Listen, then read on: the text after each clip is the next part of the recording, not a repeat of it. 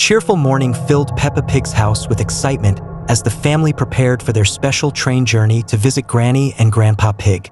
Peppa and George packed their favorite toys while Mummy and Daddy Pig gathered their luggage. The train station appeared busy and welcoming, with colorful banners and friendly announcements echoing through the platform. The old steam train arrived with thick black smoke billowing from its chimney, much darker and more ominous than usual. The locomotive looked ancient and weathered, with rust stains covering its once bright paint. As the family boarded, they noticed the train conductor was unusually tall and thin, wearing a tattered uniform that seemed decades old. Inside the train compartment, the seats were covered in faded fabric that smelled of decay and dampness. The windows were grimy and difficult to see through, casting strange shadows across the interior. Other passengers sat motionless in their seats, their faces pale and expressionless, staring blankly ahead without acknowledging the Pig family's presence. As the train began to move, Peppa noticed the conductor's reflection in the window showed something terrifying. His face was skeletal with glowing red eyes. When she turned to look directly at him, he appeared normal again, but his smile was too wide and his teeth unnaturally sharp. The train's whistle sounded like a tortured scream echoing through the countryside. The landscape outside began to change dramatically as they traveled deeper into unknown territory. The green hills turned gray and barren, with twisted dead trees reaching toward the darkening sky. Strange fog rolled across the ground, and in the distance, Peppa could see abandoned buildings and rusted machinery scattered across the desolate terrain. The conductor announced their next stop in a voice that seemed to come from the depths of hell itself. His words echoed unnaturally through the train cars, and when he spoke, the other passengers turned their heads in perfect unison to stare at the Pig family. Their eyes had become completely black, and their mouths hung open in silent screams. Daddy Pig tried to pull the emergency brake, but the handle came off in his hands, revealing that it was never connected to anything. The train began to accelerate rapidly, swaying dangerously on the tracks as it plunged deeper into the nightmare landscape. The conductor's laughter filled the air, a sound like grinding metal and breaking bones. The train cars began to transform around them, with the walls becoming organic and pulsing like living tissue. Strange tentacles emerged from the ceiling and floor, reaching toward the terrified family. The other passengers revealed their true forms, hollow shells of former travelers who had been consumed by the monster train's eternal hunger. Peppa realized they were trapped aboard a ghost train that collected souls for its demonic conductor. Through the windows, she could see countless other trains in the distance, all carrying their own cargo of trapped souls through the endless wasteland. The conductor appeared in their compartment, his human disguise completely gone, revealing a nightmarish entity with multiple arms and a face that shifted between different victims he had claimed. He explained that they would join his eternal collection, traveling forever through the realm of the damned, never to see their loved ones again. As the train plunged into a tunnel that seemed to lead straight into the Earth's core, the Pig family huddled together, knowing their cheerful journey had become a one-way trip to hell. The monster's laughter echoed through the darkness as the train disappeared into the abyss, carrying its newest victims to their eternal doom. A bright morning filled Peppa's house with cheerful sunlight. Peppa complained about a toothache that bothered her all night. Mummy Pig examined her mouth and noticed a small cavity.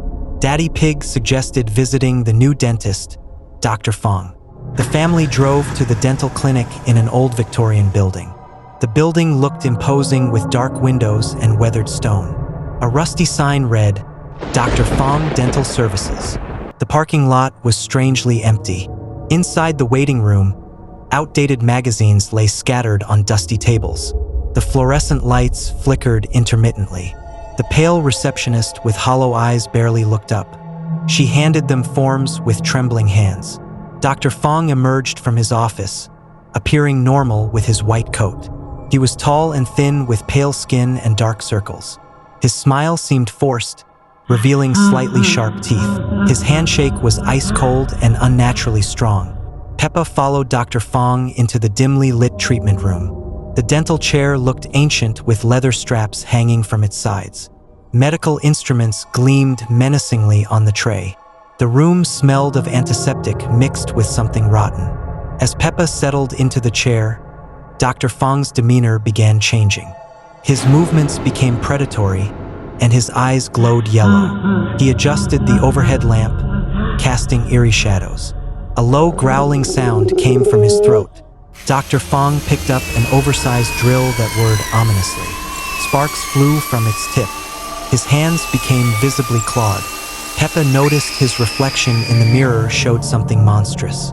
The transformation accelerated as Dr. Fong's true nature revealed itself. His face elongated into a snout with razor-sharp fangs. His eyes became yellow with vertical pupils. His white coat tore, revealing gray, scaly skin. Peppa screamed as leather straps fastened around her wrists.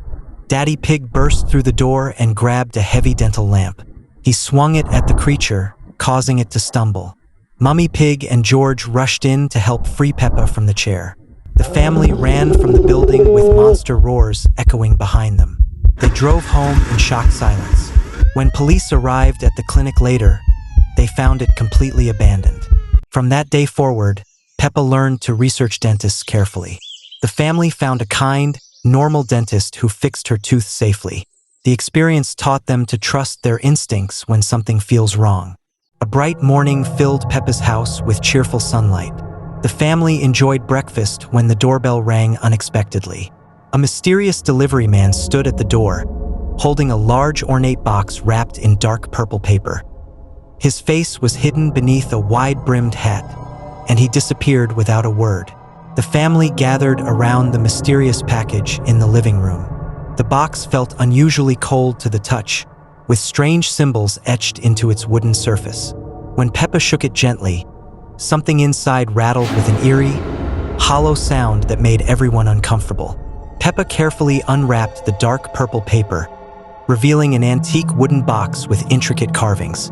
Inside, nestled in black velvet, lay a beautiful porcelain doll with long flowing hair and an elaborate Victorian dress.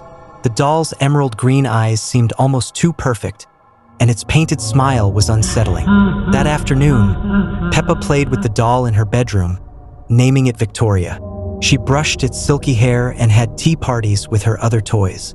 But as hours passed, Peppa noticed Victoria's eyes seemed to follow her movements around the room, and occasionally she could swear she saw the doll blink.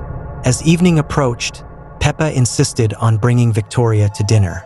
During the meal, an uncomfortable silence filled the dining room.